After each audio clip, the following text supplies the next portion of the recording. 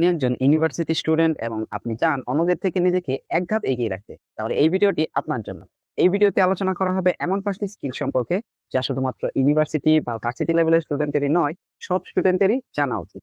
Number 1, communication এবং networking. আপনাকে effective ওয়েতে সবার সাথে কথা বলা শিখতে হবে।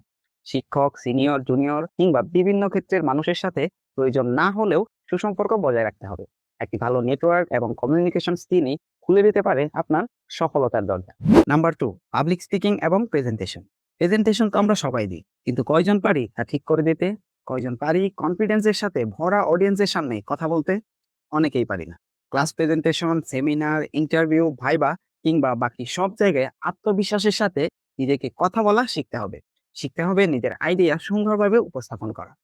প্রেজেন্টেশন স্কিল ভালো না হলে, পাবলিক স্পিকিং এ দক্ষ না হলে, অর্থাৎ আপনার আইডিয়া সুন্দরভাবে উপস্থাপন করতে নাই পারলে সেটার কোনো মূল্যই থাকে না। নাম্বার 3, ডিজিটাল এবং এআই স্কিল। ভার্সিটি লেভেলে সে Microsoft Word, Excel, power point কিংবা গুগল ওয়ার্ক প্লেসের মতো বেসিক বিষয়গুলো আপনাকে জানতেই হবে। তার পাশাপাশি আপনাকে জানতে হবে প্রয়োজন অনুযায়ী বিভিন্ন এআই টুলস এর ব্যবহার।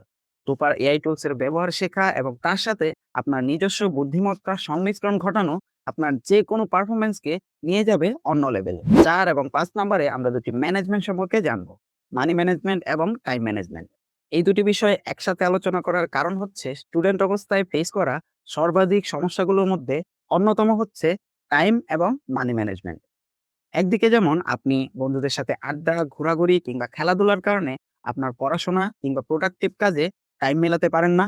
অন্যদিকে বন্ধুদের সাথে তাল মেলাতে অযথা অনেক খরচ করায় টাকা পয়সার হিসাব মেলাতেও আপনাকে খেতে হয় হিমশিম।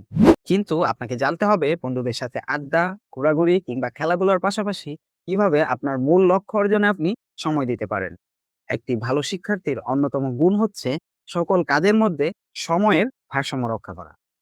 অন্যদিকে খরচের হিসাব রাখা এবং খরচের জন্য নির্দিষ্ট বাজেট তৈরি করা, অযথা খরচ এড়িয়ে চলা এবং সম্ভব হলে পড়াশোনার পাশাপাশি টিউশন বা বিভিন্ন পার্ট টাইম জবের মাধ্যমে নিজের হাত খরচ জোগাড় করাও একজন সফল শিক্ষার্থীর অন্যতম গুণ। এই ছিল ইউনিভার্সিটিতে পড়া অবস্থায় আপনার জানতে হবে এরকম 5টি প্রয়োজনীয় স্কিল।